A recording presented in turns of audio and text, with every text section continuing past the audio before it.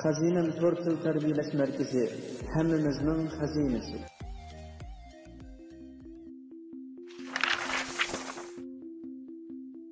Abone olmayı ve like atmayı ve bildirimleri açmayı unutmayın. 100 yaşında hala dinç. Uzun ömürlü olmak. Bu özellik genetik mi yoksa yaşam koşullarına göre mi değişiyor? Araştırmacılar uzun yaşam genini buldular. Uzun ömürlü kişilerin tümünde ortak bir gen var. Bu gen herkesin uzun yaşamasını sağlayabilir. Peki bu gerçekleşecek mi? Bunu zaman gösterecek ama genetik bilimi insan ömrünü 100 yıla çıkarmayı hedefliyor. Bundan 100 yıl kadar önce ABD'de insanın ortalama yaşam süresi 47 yıldı. Günümüzde bu rakam ABD'de 80'e, Türkiye'de ise 72'ye ulaştı. Bundan 50 yıl sonra bu rakam 100'e ulaşabilir. Wikipedia'ya göre en uzun ömürlü kişi Jane Louise Calment adında bir Fransız kadın. Bu kadın 122 yaşında ölmüş. Onun arkasından 120 yaşında ölen bir Japon ve 111 yaşında ölen bir ABD'li geliyor. Dünya genelinde 450 bin civarında 100 yaşın üstünde insan bulunuyor. Bu kişilerin %85'i ise kadın. Uzun yaşam konusunda ilk sırada ABD yer alıyor. Bunu 30 bin kişiyle Japonya takip ediyor.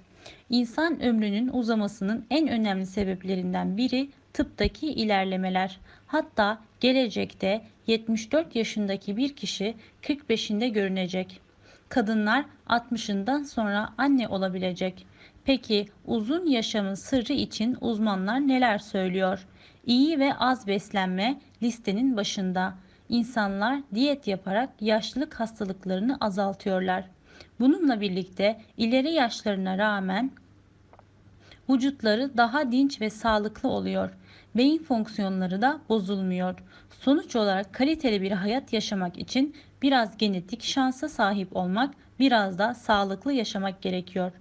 Uzun yaşam uzmanları ise günlük alışkanlıklarımızı ve yaşantımızı değiştirmemiz lazım diyor ve ekliyor. Genetik bilimine ihtiyacımız yok. İyi ve az beslenerek uzun ömürlü olabiliriz.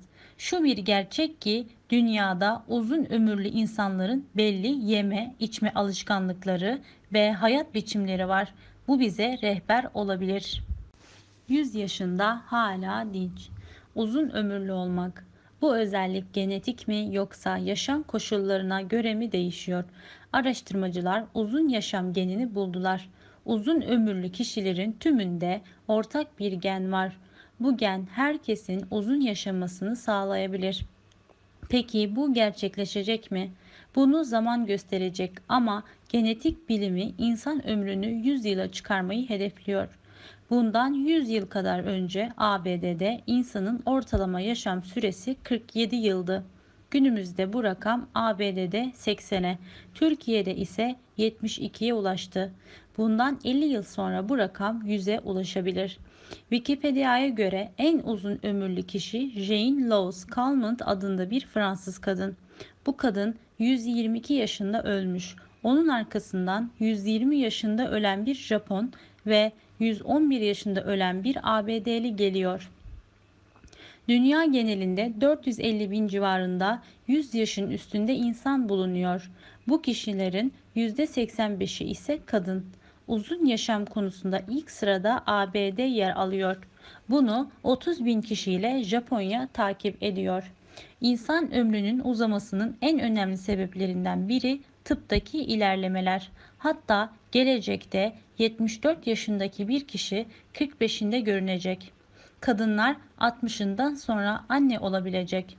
Peki uzun yaşamın sırrı için uzmanlar neler söylüyor? İyi ve az beslenme listenin başında.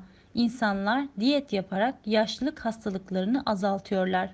Bununla birlikte ileri yaşlarına rağmen vücutları daha dinç ve sağlıklı oluyor.